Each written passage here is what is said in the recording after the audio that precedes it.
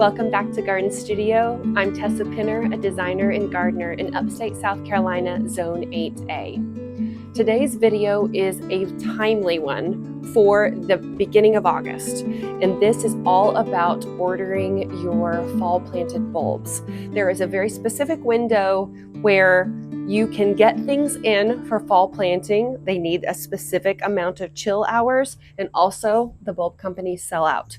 So my pro tip is start planning, if you have not already, right now, and make yourself a bulb order. I want to share with you today what I have planned in mine. Each year I try something a little bit different, and also some tried and true things. So the combination that I'm doing this year is a mixture of things that are an investment. I'm hoping to naturalize certain bulbs and have them come back season after season. This is really where the magic of bulbs lie, when you have a space that they're happy and they spread, and then they become a permanent part of your landscape, which is awesome. We have chickens out tonight, so hopefully you'll see some chickens throughout this video. I know. We'll take a walk through the garden, and I will bring my notebook with me so I don't forget anything, and I will talk through where I am going to plant what, when it blooms, and why I've chosen it. Let's go. Earlier this spring, I did a video on the beginning renovation of this space, which was down to mud in February of this year. So we are slowly putting layers back in, and one thing that I want in here is bulbs. So here we are at the edge of the meadow. It's a lot of sun, and about here is where it starts to get beautifully shady, which means I am going to have the perfect spot for Virginia bluebells. I'm so excited. I've never really had any place to plant them, and I have always coveted them in my heart. I know also Spanish bluebells do well here, so if for some reason I don't have good luck with these Virginia ones, but I liked the idea of going native in this a little more native area. Daffodils would be great in here as well. I just plan to layer, but one of my treats was bluebells for this year. The second native woodland bulb that I'm going to add to this woodland meadow over here is Turks Cap Lily. This is a tall, statuesque lily with flowers that nod over, multiple flowers per stem. I have a mix coming that has several different pastels. Traditionally, the species is orange, but I mentioned you have to order before things sell out. It is actually what I could find. So I will probably add some of the straight orange ones later, but this is a part shade, likes the filtered light of a woodland setting. That's its natural habitat. And that's unusual for a lily. Usually they want full blasting sun, and that's how they're gonna get their best form and flowers, but not so with the Turks Cap Lily. It can take the part shade, filtered, patchy sunlight. So probably scattered in here, maybe a little bit over there, but I want to look down these paths and see some pops of color. That's great in a woodland garden. It's a little bit harder to get that effect, but the Turks Cap Lily is a perfect solution. I will probably put the greatest concentration of bulbs in this garden, the cutting garden, just because it's where I'm really always thinking about what's blooming all the time. I want something blooming at all times. And one of my favorites is allium. And I have a tried and true absolute winner, which is drumstick. And I've planted that multiple times. It doesn't really stick around for me year after year reliably. Sometimes it'll stick, sometimes it'll go away. And so I am replanting that one because it's not really expensive. They're about this big. They're great scattered throughout the planting, and they give a perfect punch of color in the spring. I'm also going to add a white allium, not one of the huge ones. You can get pretty pricey if you go the big heavy hitters, which are awesome. But if you go smaller, you can still get that effect without having to spend as much because they come in bags with a greater quantity.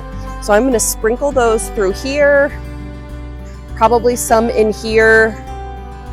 They'll be scattered throughout, purple and white, purple and white.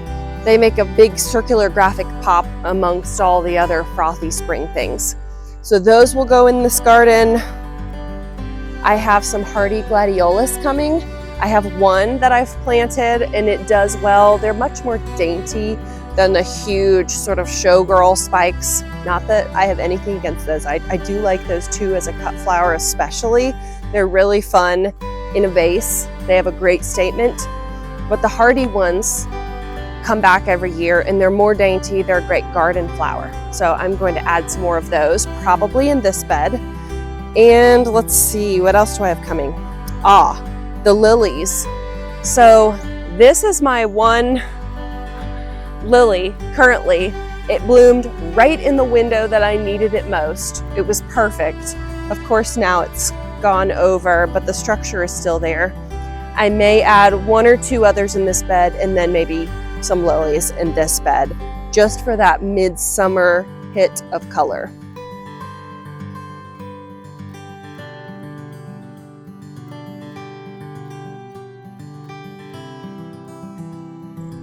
Of course, the tulips.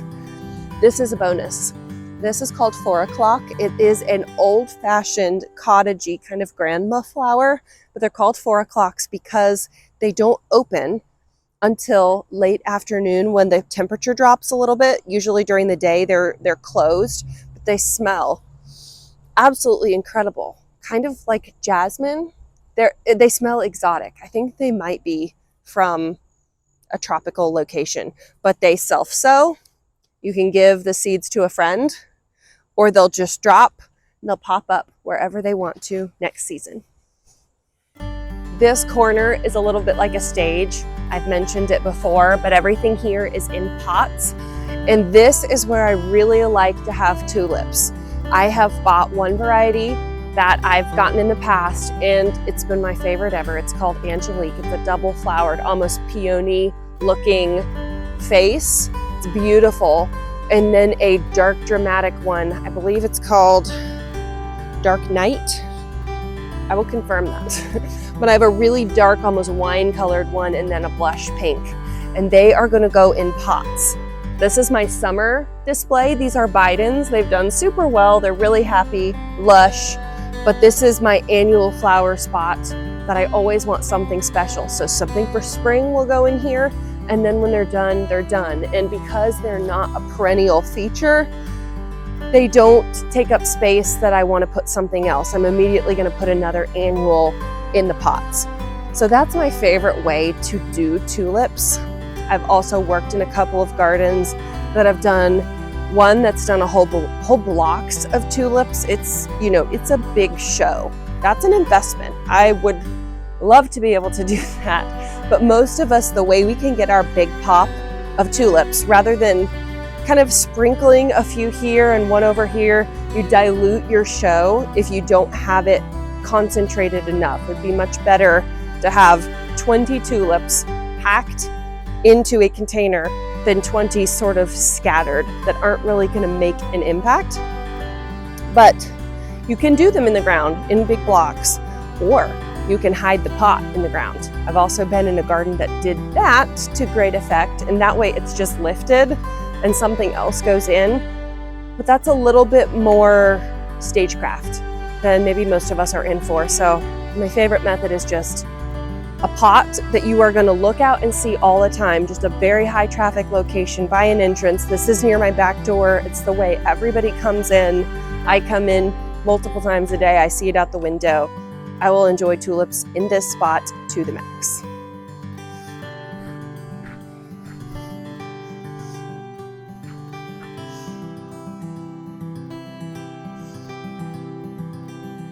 Another spring bloomer that I think doesn't get enough airtime is Leucojum, or summer snowflake. And this is kind of our answer here in the States, and especially the South, to the obsession with snowdrops that's in the Northeast and in England. We really don't have the climate for snowdrops. It's not cold enough. It's too hot in the summer. However, Leucojum get 12 to 18 inches depending on the exact cultivar. And I plan to put little skirts around a lot of our benches. We've got several benches throughout the garden. There's some here. That one's kind of packed, but I plan to add a little bit here to where there's just fringes of white in spring. You don't have to have huge masses of them, unlike something like daffodils, for them, I think, to be effective, you can have little pockets, and they're a view up close kind of thing, a little bit more delicate than your typical daffodil. So over here, I'll plant some around the base. I have planted these in the past with some success in naturalizing, not 100%. So this is a try in several spots and just see what takes, and hopefully I'll get some that will stick around long term. But that one is a good one to know. If you have any fall bulb plantings, if you have any plans for fall planted bulbs, I would love to hear what you all are doing. Leave it in the comments below and let me know what you've tried that you've loved. Maybe what you're experimenting with this year for the first time. That's always a fun mix.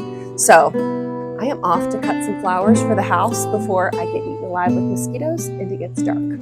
Have a wonderful week in your gardens.